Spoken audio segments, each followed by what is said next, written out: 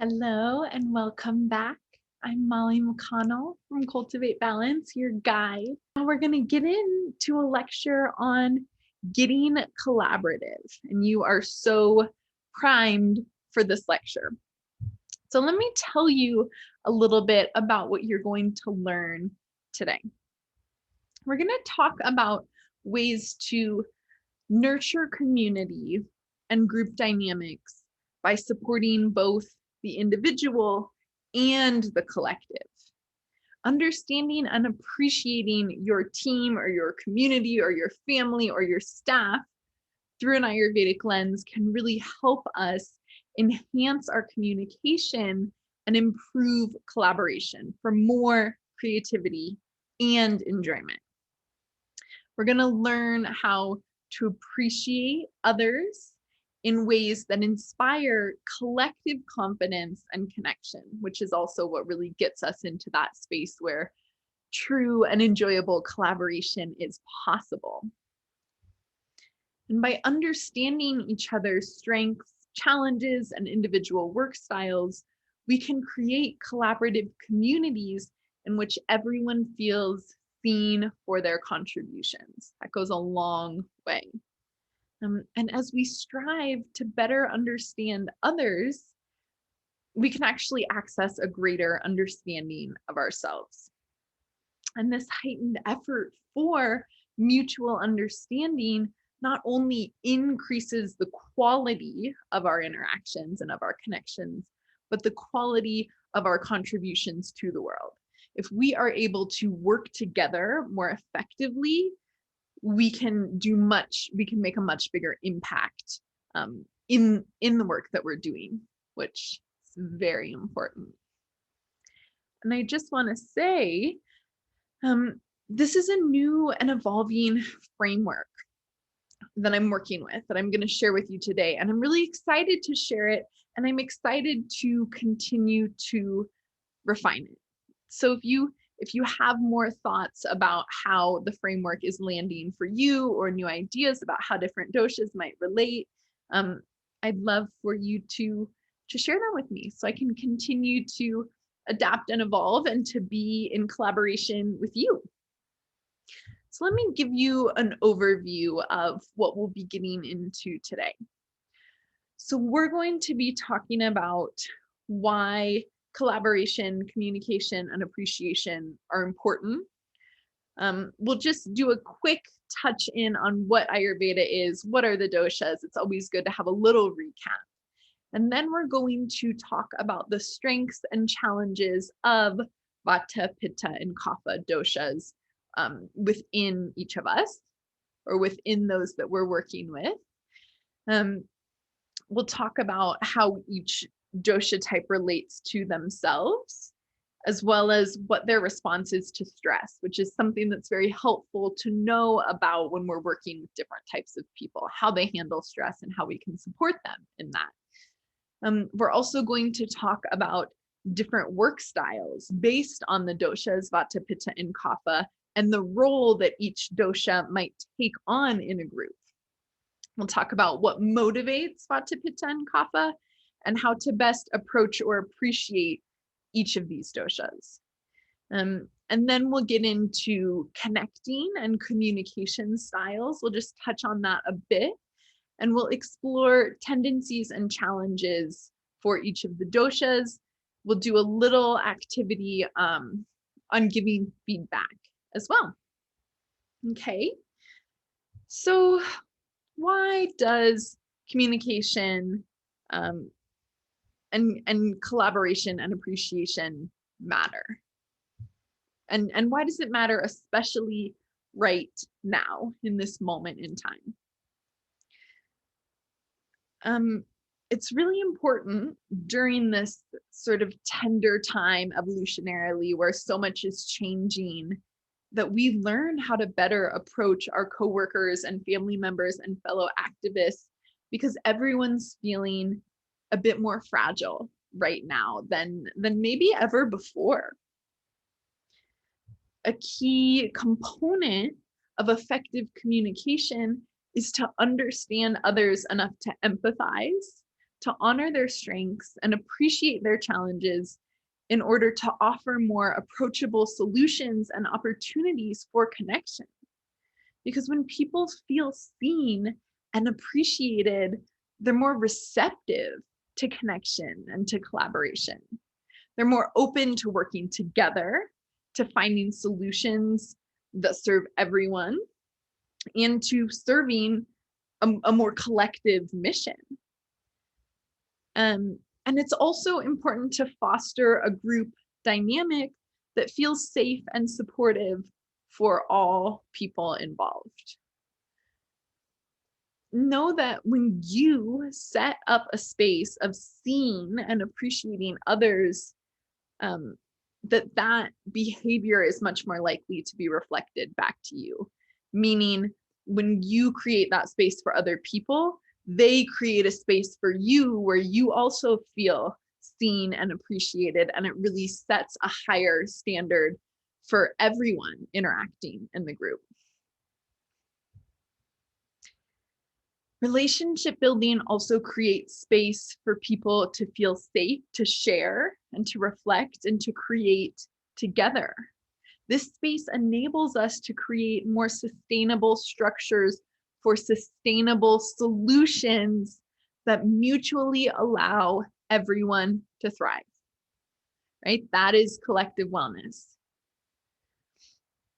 And this is really about challenging ourselves to see beyond our needs, beyond our unique skills as individuals, to acknowledge what others bring to the table and how we can create space for them to thrive. Yes. It's about fostering a healthy environment for collaboration where your skills will be more seen and appreciated as well, right? That's that reciprocal component when you appreciate others and it's reflected back to you. You may have heard me say this before, but true wellness is collective wellness. Taking care of ourselves is the first step, right? That enables us to connect and collaborate and show up for what we believe in. So without this piece of collaboration, what's even the point of self-care if you're not taking care of yourself so that you can come together and serve a greater mission to care for the planet, to care for your community, to care for your family? Then what are we doing here, really? And note that if the content that we discussed today feels challenging to implement, you may need a little more time to check in with yourself. If it's feeling like you don't have that much space to have empathy for someone else's experience right now, that is totally fine. And it probably means that you need to have a little more compassion and gentleness for yourself. And please offer yourself that if it's not feeling quite right to be giving so much to others right now. And there's this quote that I love that really speaks to everything about collective wellness that matters to me, which is, when I is replaced with we, illness becomes wellness. And Malcolm X said that. Because finding ways to work together effectively and communicate clearly supports us to connect to our purpose and to build more momentum around what we have to offer the world, right?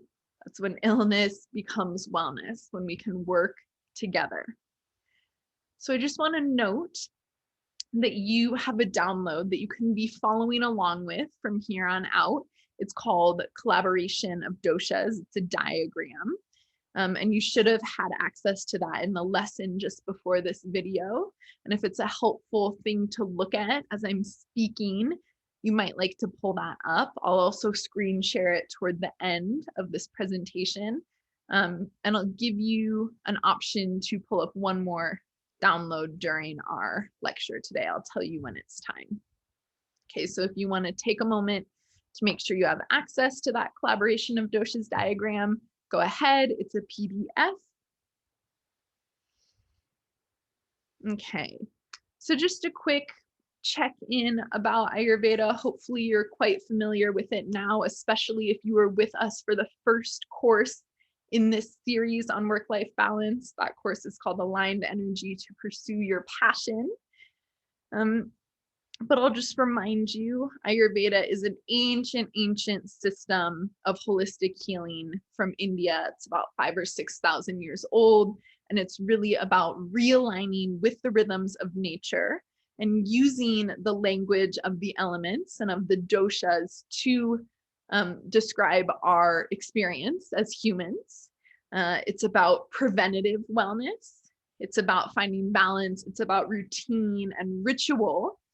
But it's also, Ayurveda is also about living in relation or in relationship to the world around us. So not only are we interacting with our surroundings and with nature, but we're also interacting with other humans who have other elements present in their constitution, and that impacts the way that we relate. Okay, and so you know about the doshas by now from the previous lecture about appreciating the individual. But I'll just remind you that the elements create the doshas, Vata, Pitta, and Kapha.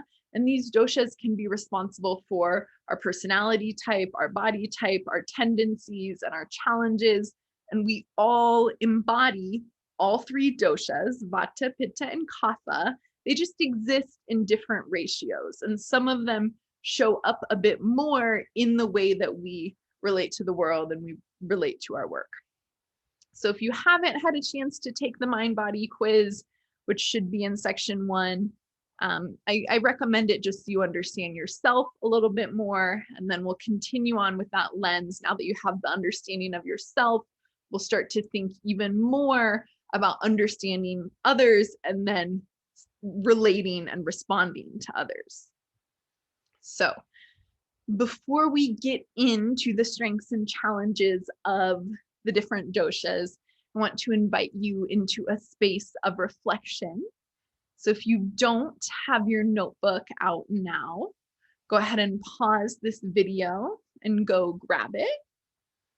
I'm going to read you about 10 reflection questions, and I want you to pause the video and respond to whichever one's called to you.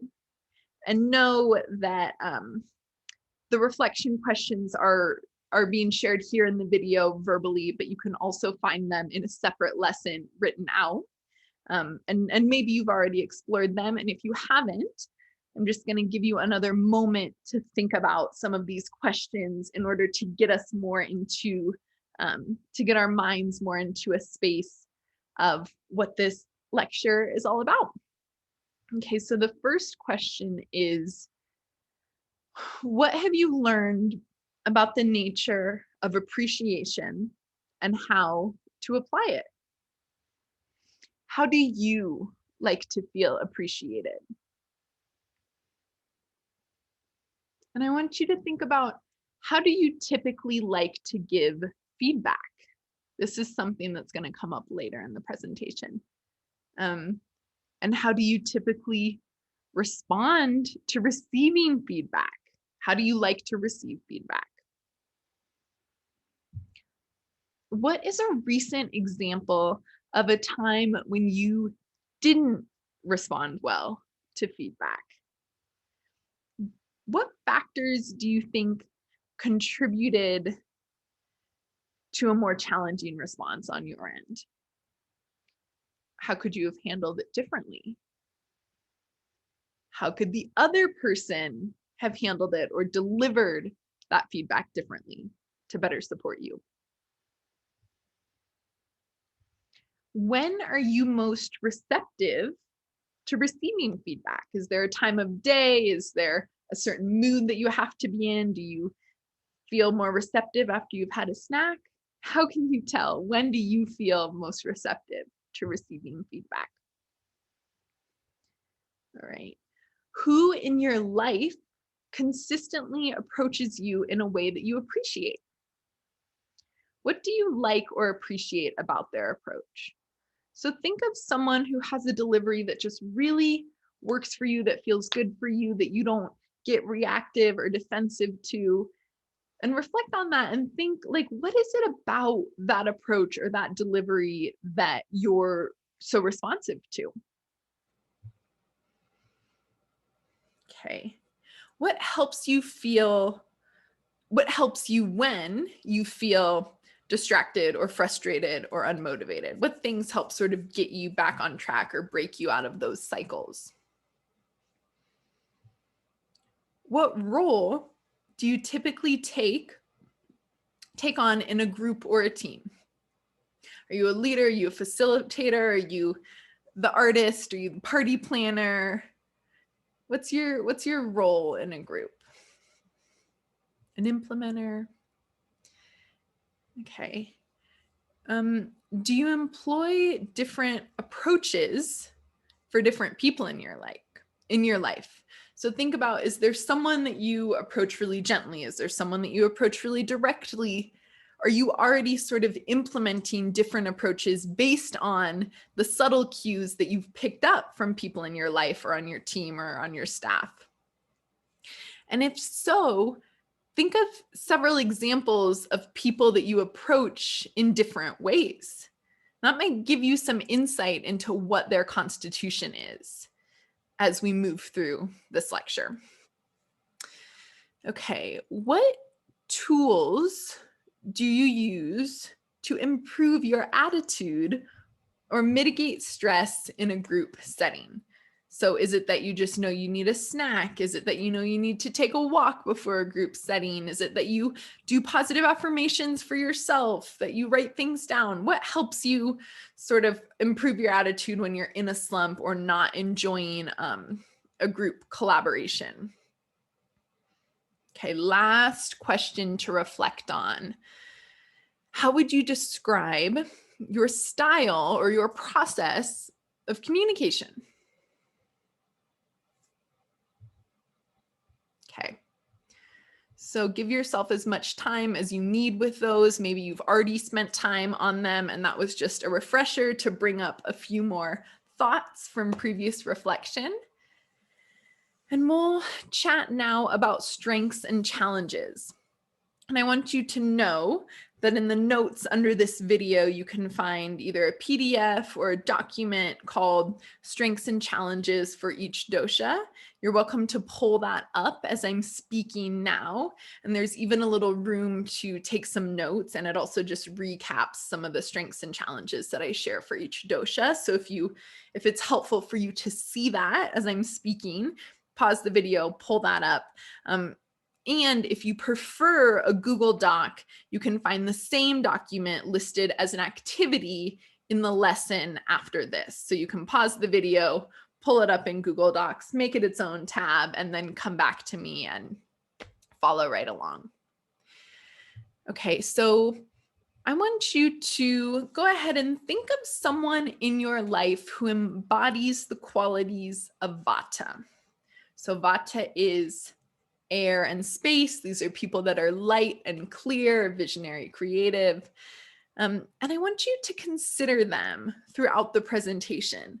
Oftentimes, associating learning like this with an experience or a person that we already know helps us remember and integrate a little bit more. So think of someone in your life who embodies the qualities of Vata. Just keep them in your mind as I share some of these things. So first of all, the energy of Vata is light and clear. Vatas are quick to learn, they're easily engaged, and they're also easily distracted. But they are good multitaskers. Now, a Vata's relationship to self is often playful and inquisitive and curious. It can sometimes be fragile. Now let's talk about Vata's strengths. Vatas have often clarity, creativity. They're good at communicating. They're joyful. They're adaptable. They're inspired. They're easily excited. They're alert. They're quick to act. They're imaginative. They're artistic. They're clairvoyant. They're curious. They're playful. They're flexible. An example of Vata's strengths in a collaboration is that they can be really good at pivoting when something isn't working because they have that mobile energy like the wind. Now, challenges of Vata dosha include that they're easily distracted, they can have difficulty focusing, they can be forgetful, they can get overwhelmed, they can be indecisive, and they can also be shy to commit. Now, when Vatas are under stress, their response is often anxiety or fear. We all respond a bit differently to stress. So what helps a Vata prevent or manage stress? Well, a movement practice, something that's gentle and methodical and that focuses on the breath. An anchoring or grounding practice.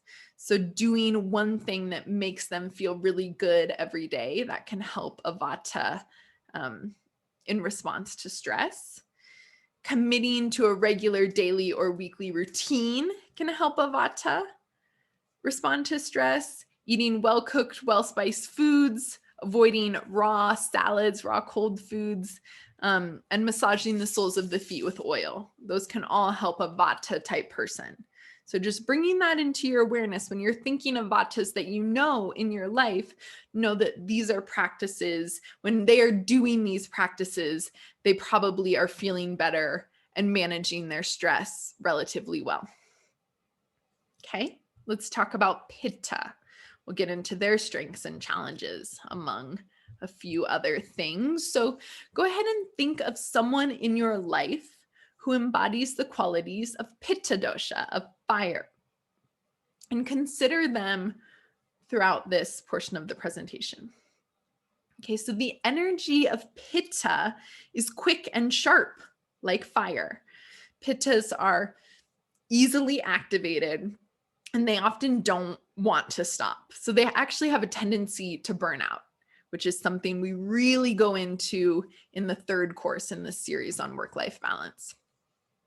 A Pitta's relationship to self is generally pretty confident, sometimes critical.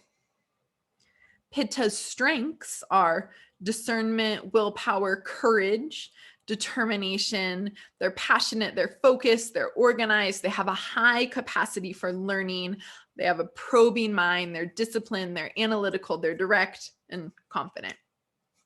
An example of Pitta's strengths is that they're great at bringing a project to completion because they can really see the long-term vision and see it through.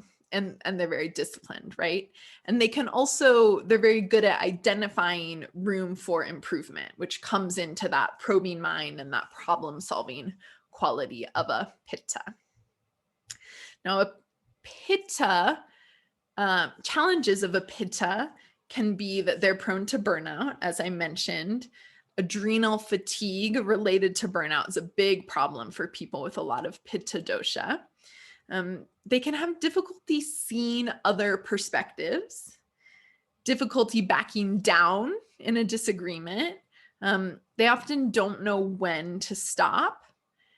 They can struggle with headaches, frustration, and defensiveness.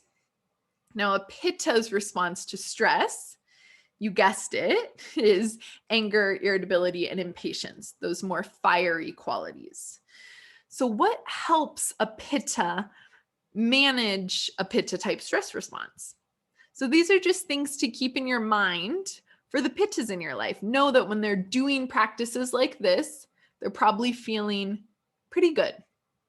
Okay, so a movement practice that helps Pittas is one that emphasizes fun and play because it sort of takes them out of that competitive energy and into a lighter space. An anchoring practice is to get really present in the moment and to focus on what they can control.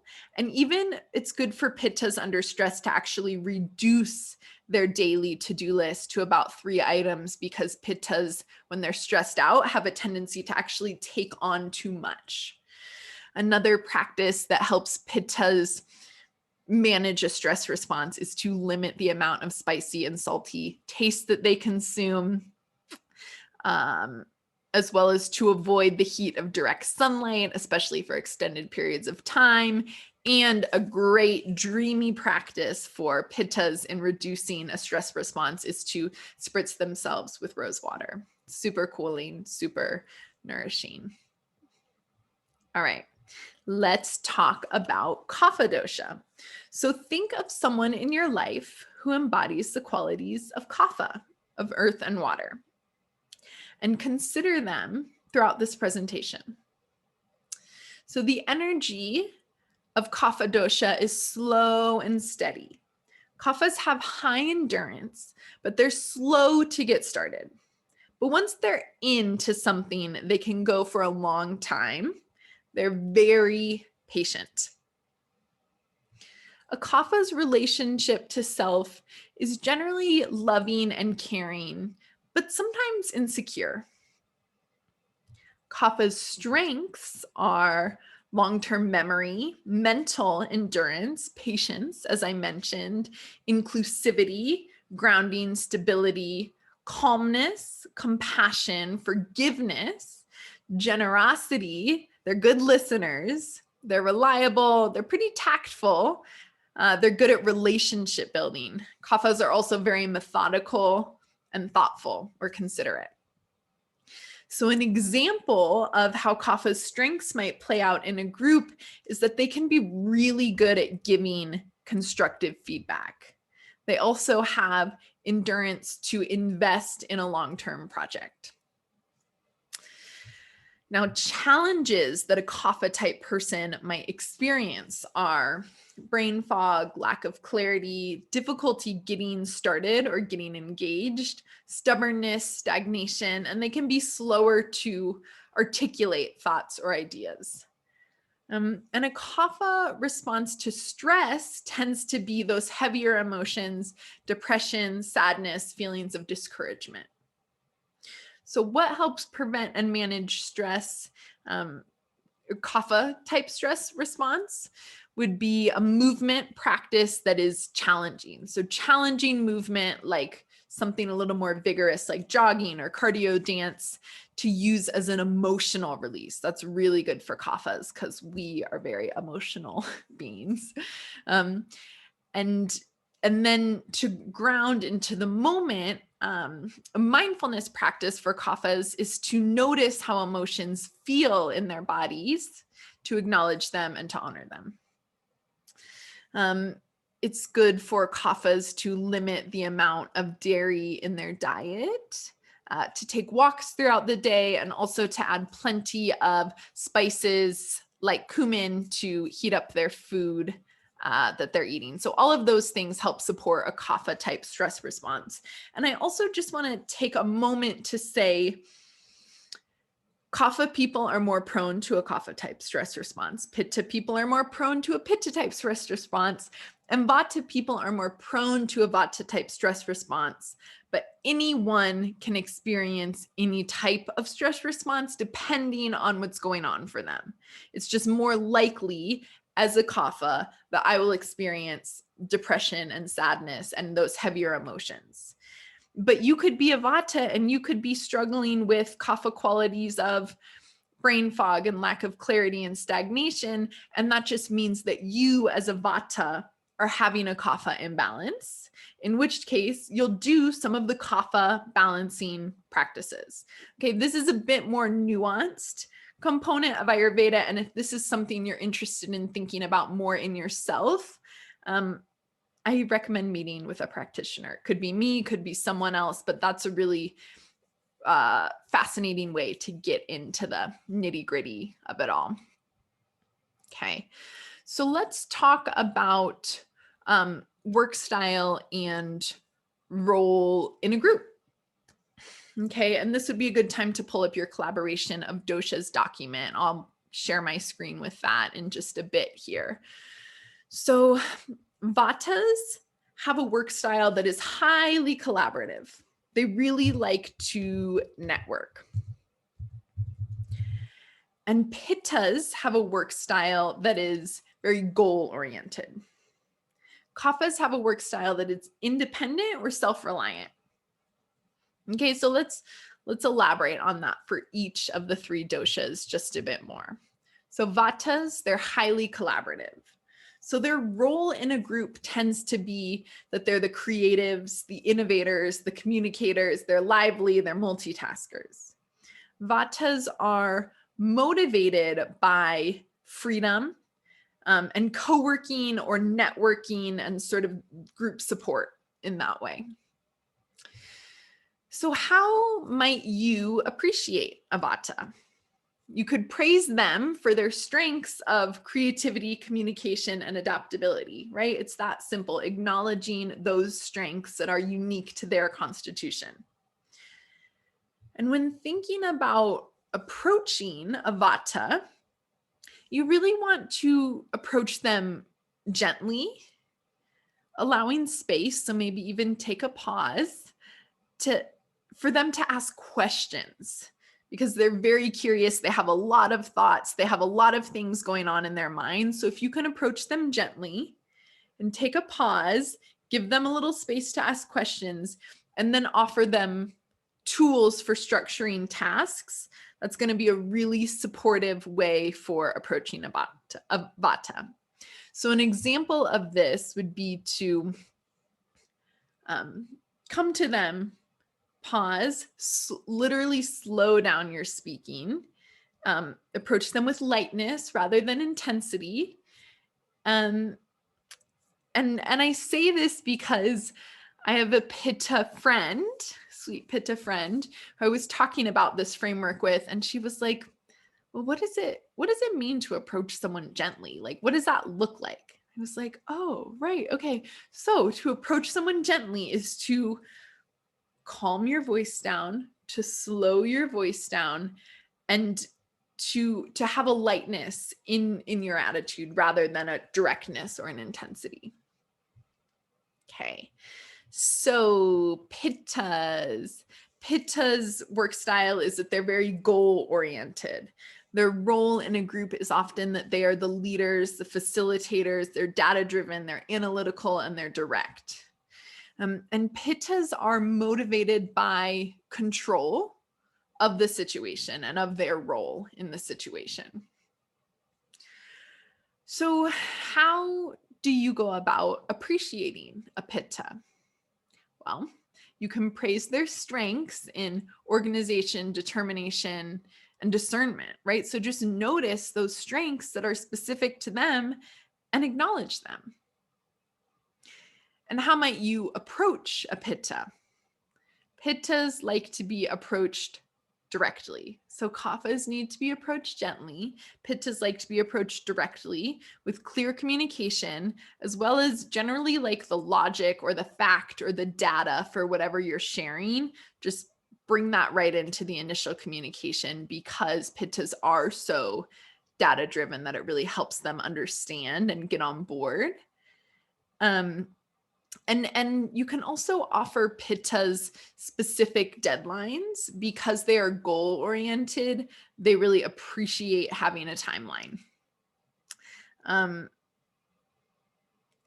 you know, I was talking to another Pitta friend about this framework, and she was saying that if someone doesn't give her a deadline on something, she assumes that it needs to be done as quick as possible. Whereas a Kapha, if you didn't give me a deadline, I'd be like, I don't know, I guess they'll just tell me when they want it and I'll just take my time with it. And a Vata might be like, oh, they didn't give me a deadline, it doesn't matter that much. Where a Pitta needs a deadline because they're going to assume that it needs to be done as quick as possible, and that might actually add to their stress. All right, let's talk about Kaphas. Kaphas have a more independent or self-reliant work style. I know for myself, I like to I like to have people around, but I don't actually want to talk that much when I'm working. I want to be able to just get into what I'm doing on my own and not have a ton of interruptions. It actually, I feel like as a Kapha, it takes me a long time to really get into a project, but once I'm in, but I don't like to be taken out. So that's sort of how that independent or self-reliant work style shows up for me. So Kapha's role in a group tends to be that they're great listeners, they're integrators, right? They have that emotional quality that helps sort of processing of information and of experiences. They're also implementers. They have great follow through. They're even tempered. They're accommodating. They're tactful and they're intentional. And Kaphas are motivated by relationship. And different from Vatas, where Vatas like to have a lot of relationships and a whole network, Kaphas are really motivated by each individual relationship and the responsibility of relationships and of loyalty. So that's how that shows up a bit differently. So how do you go about appreciating a Kapha? You can praise their strengths for patience, inclusivity, and the ability to be methodical or self-reliant. So all it is noticing the strengths that are specific to them and giving them positive feedback for it. And I think this is so important because within our capitalist systems, a Pitta type work style tends to be most favored, most valued because it's the most productive, it's the quickest. And so oftentimes we lose sight of the other strengths that people are bringing to a group or to a project, to a collaboration, that are less tangible and productive, but very important to the dynamic and the completion of the project. So if you can notice the strengths that someone has beyond what is fast and productive and honor them for maybe even more subtle contributions, that's going to help people feel really good. And Pittas obviously deserve praise and appreciation too. Everyone does. So how might you approach a Kapha type person? So for Vatas, you approach them gently, which means slowing down your voice, lowering your tone, giving them space to ask questions. For Pittas, you approach them directly, you use data, you give deadlines. And for Kaphas, you're going to approach them enthusiastically with a little push to get motivated, and offer them reminders of their role in the team. I know that for me as a Kapha, I'm really motivated when I understand like how my work is impacting my business partner, Sierra, for example. That really helps me stay on track. And because Kapha energy can tend to be a little heavier, an enthusiastic approach helps lift that energy and sort of reactivate or remotivate a Kapha. Yeah. Okay. So let's see. We're going to get into exploring tendencies and challenges. And before we do, I will go ahead and share my screen with you on the collaboration of Dosha's document that you have right there. Is that the one? Yes, there it is. Okay, so let's just take a moment to look at this.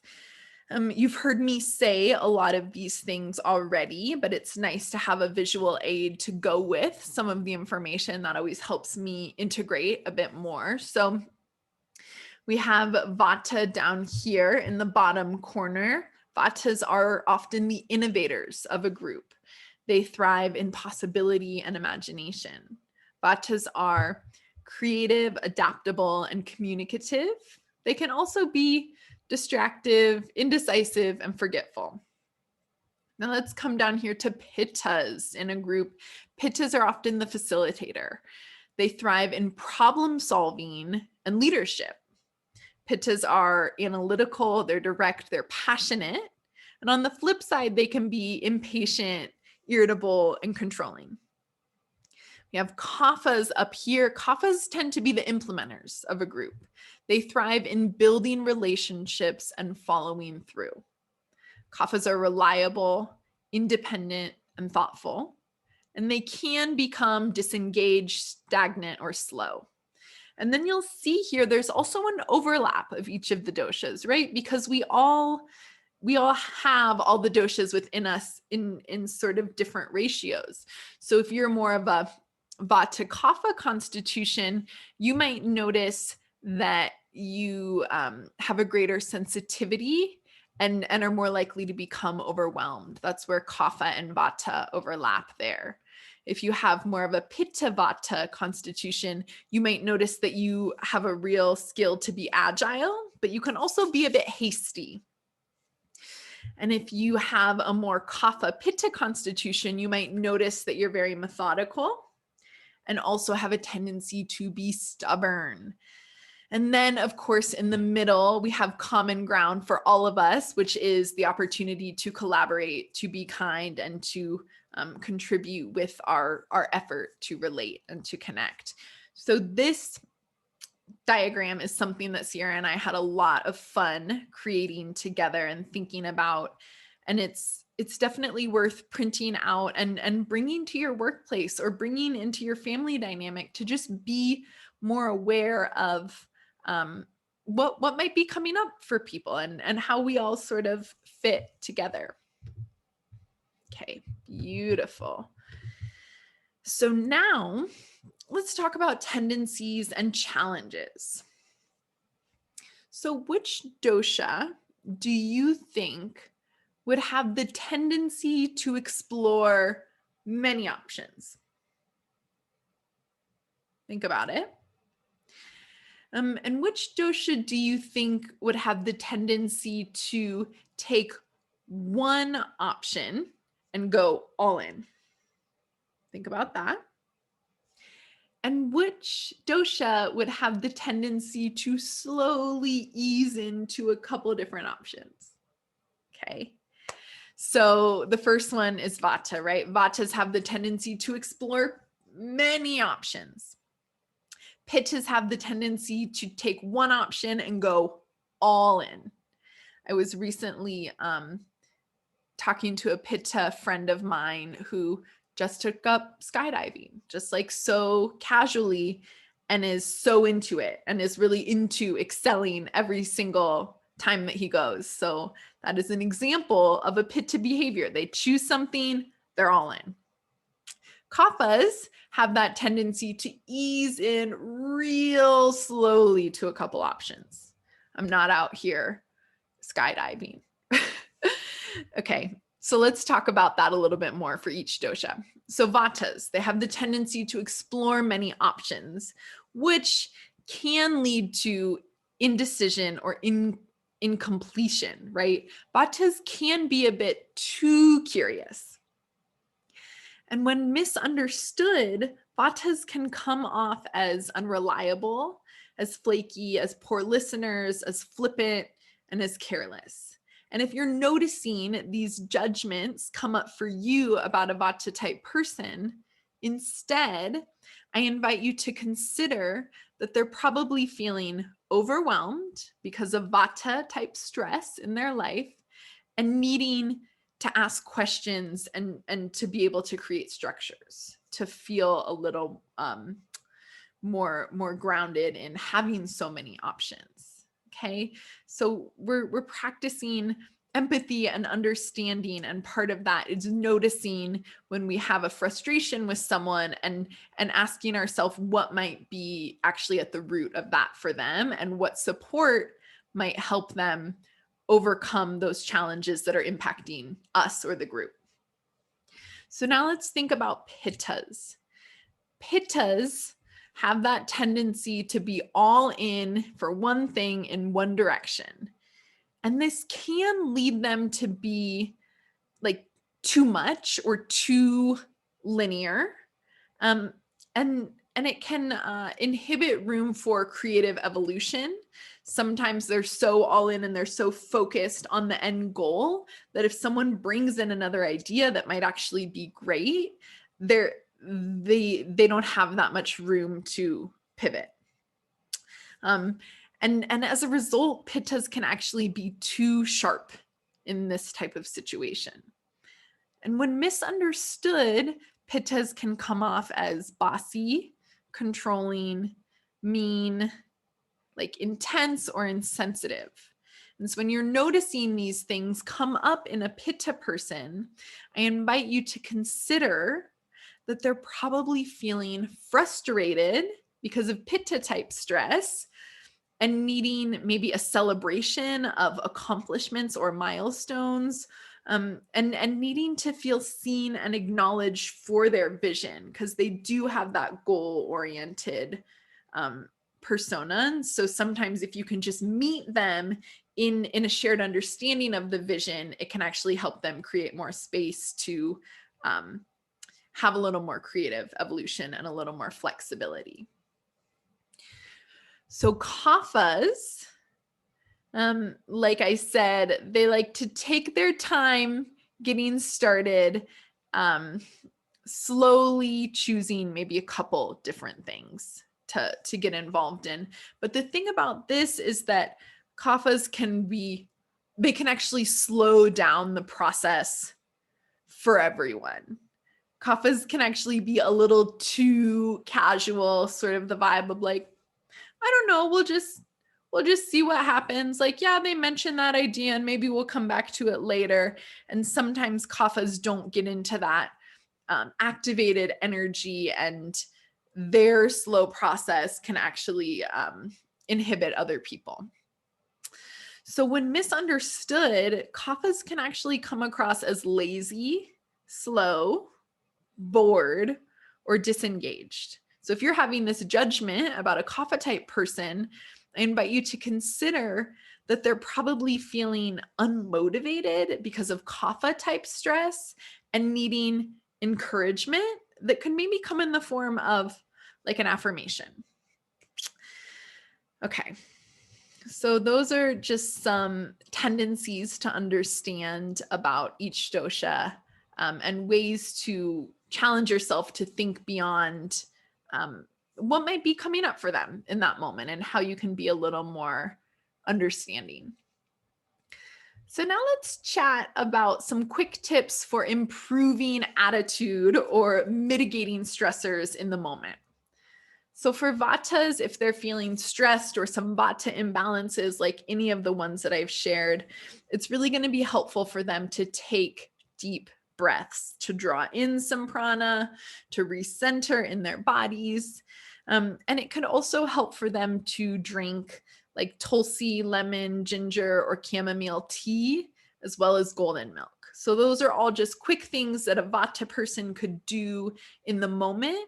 If you noticed a Vata was stressed around you, you could also remind them to take some deep breaths, not in a way that's patronizing, but just, a gentle reminder might actually be really helpful, because that's a simple way for Vatas to come back to themselves. So for pittas, to mitigate stressors in the moment, a lot of times pittas need a snack. Just like some fresh fruit is a really good one because it's cooling and juicy. It balances some of those fiery qualities. But also tulsi, rose, or peppermint tea is great for pittas, or aloe juice. So if you know a pitta in your life and they're sort of stressed out in the moment, you might just hand them a snack. You might give them a cup of rose tea. And for kaphas, if they're needing to improve their attitude or mitigate stressors in the moment, it will really help them to go for a quick walk. Movement is so balancing for that heavy, stagnant energy of kapha. It's also great for them to drink tulsi, ginger, or cinnamon tea, or like pomegranate juice is great for kapha. So if you're noticing a kapha in your life and they're having, or in your collaboration and they're having some kapha imbalances, they're feeling unmotivated, maybe just invite them to go for a quick walk and see if that helps them mitigate their stressors and sort of get back on track. And in general, under stress, Pittas under stress should do less. They should take on fewer things. They should limit their to-do list because Pittas really have a tendency to say yes to more responsibilities when they're stressed. Okay, when Kaphas are stressed, they should probably do more. Get up and go for a walk. Say yes to more things. Take on some more responsibilities because Kaphas have a tendency to sort of become way too independent and like, I don't know, casual, relaxed. They just often, when they're stressed, I know for me, when I'm stressed, my tendency is to just say no to that, no to that, no to that, no to everything. When really what I need is to activate and to connect and to actually do more things to balance my stress response. Okay, so for Vatas, they need to essentially, it's not about doing more or less for Vatas when they're stressed, but it's about figuring out what's most important and really seeing that through to the end. Vatas tend to have a lot of projects going and start different things, but not necessarily have that follow through. And so the key for Vatas is to focus on what's most important, picking a few things to really see through to the end. All right. Let's talk just a bit about connecting and communication styles.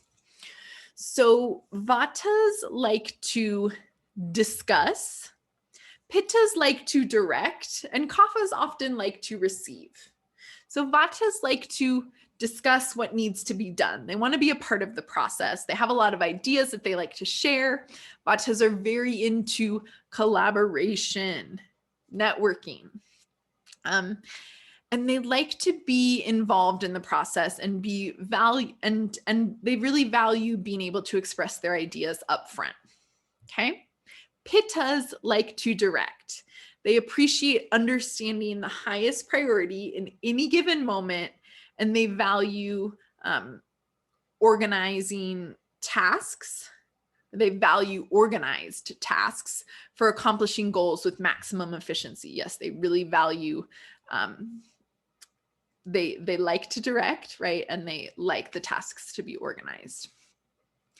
And Kaphas often like to receive instructions. You know, Sierra and I are both entrepreneurs, and sometimes we're like, wow, I just wish someone would tell us what to do.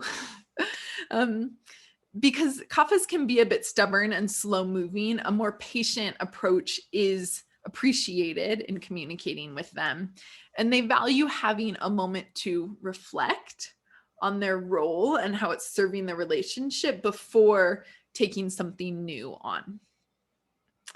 And when working in a group setting, it's important to think about all of these approaches to make time for directing and listening and discussing to serve all types of people within any group that you are in. Okay, let's see. Let's talk about giving feedback and making requests, and I'll offer you some examples here. So Vatas may need a reminder. And again, we do that with gentleness, right? And Pittas may need space. And again, they like directness, okay? Kaphas may need encouragement, and they like enthusiasm. So let's see how that plays out for each. So Vatas may need a reminder and to be asked to slow down and stay on task. Vatas often don't even like take that personally. It's just like helpful for them. They're like, oh yeah, I just got distracted by this thing, but you're right. I do want to be focusing on this and slowing down. So you could say to a Vata, I'm really valuing your creativity and needing more organization. How can I support you to create structures for organization? Would it help to create a diagram of our upcoming goals? So in this process of giving feedback, The formula is to honor a strength. So you said, I'm really valuing your creativity. Express a need or request. I'm needing more organization. And offer support, either gently, directly, or enthusiastically, which incorporates something that they value or that meets their needs. Okay, so something that Vatas value or that supports them is structures. So you say, you offer support gently. How can I support you to create more structures for organization? Would it help to create a diagram for our upcoming goals? Okay, so let's try that with Pittas. So Pittas may need space and or to take a break to cool off. So you might say to a Pitta, I'm really valuing your determination or focus. So you're honoring a strength and needing more patience. You're expressing a need or request. And then you're going to offer support that is direct, which incorporates their value or need. So then you would say, can I give you some space to process? And would it be helpful to review or refine the current timeline when we reconvene? Right? So you're giving them space and you're also honoring their value around deadlines and organization. Okay. Kaphas may need encouragement to stay engaged. So to a kapha, when giving feedback, you could say, I'm really valuing your independence, honoring a strength, and needing more communication. That's your request. How can I support you to activate around collaborating? Could we set aside some time to come together as a team, right? Because kaphas value relationship building. They value their role in the group. Okay, so those are some thoughts on giving feedback, and you'll have activities coming up to think about some more of these things that I've discussed in this lecture and to start finding ways to weave them into your own life, into your own experience. So let's conclude a bit here. I want to give you some more reflection questions to think about. Maybe you still have your journal out, you want to grab it, you want to pause the video, and just go ahead and think about what's one way that you might show appreciation differently based on what you've learned today. So thinking of someone in your life, how might you try to appreciate them a little bit differently? How might you honor one of their strengths differently than you have in the past? Next question.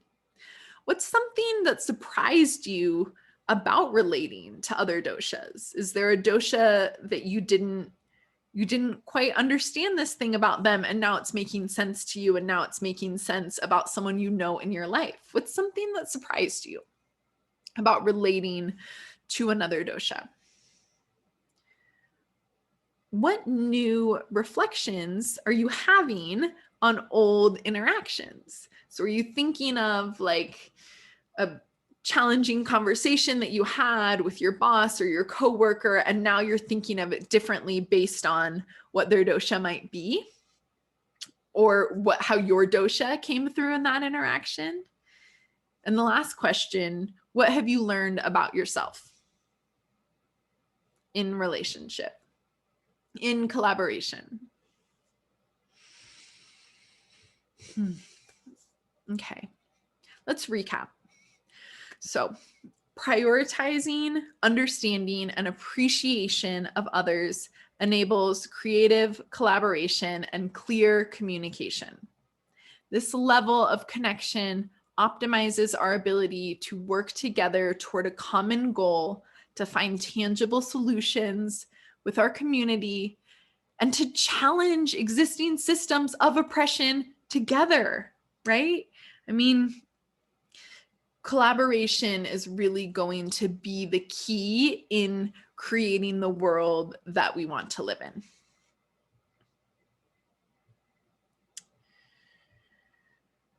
Relationship building creates space for people to feel safe, to share and reflect and create together, right? I said that in the beginning, it's still true.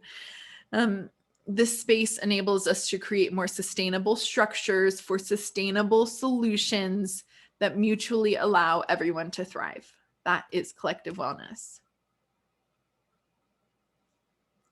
Because it's so important to talk to our family and our community and our coworkers about challenging topics in a way that creates space and that is rooted in appreciation and a real effort to understand each other's needs and challenges. That's so important in this moment in time.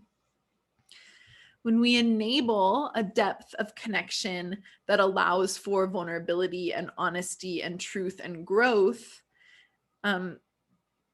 it supports the quality of our connections. And in doing so, we fuel an experience of collective wellness, which is the point of all wellness. And we nourish the potential for collective evolution, for justice, for liberation, for all of these things that matter so much on a much bigger scale.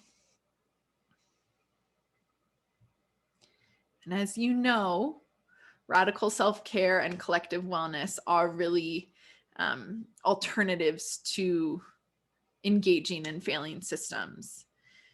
And Ayurveda has been here to provide, is here to provide this grounded advice that enables all of us to thrive.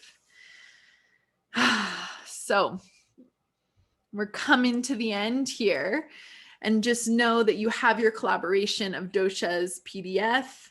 You also have your strengths and challenges document, which you can take as a Word doc or a Google Doc in the next lesson. Hopefully you were able to use those things throughout the lecture today. And now let's just chat about what's next. So after the activity, the Google Doc of the strengths and challenges for each dosha, you're going to have a quiz to test what you learned in this lecture. You're going to have another download that has key reminders for relating, which is going to be a great recap on some things you've just learned. You'll have some action steps to try in your own life. I'll walk you through a video about reaction, being reactionary versus strategizing. And then you'll have another activity that gives you an opportunity to practice making requests with compassion. And you'll also have another opportunity for reflection and integration, as we do at the end of every section. So thank you so much for being with me on this journey. Thank you for caring for yourself, and thank you especially for caring for others. The way that we relate and the way that we relate with compassion is maybe the biggest impact that we can have on the world. The biggest impact that we can have really stems from that opportunity. So I encourage you to keep practicing, to keep reflecting, and to keep offering kindness and compassion and empathy and appreciation to yourself and to others.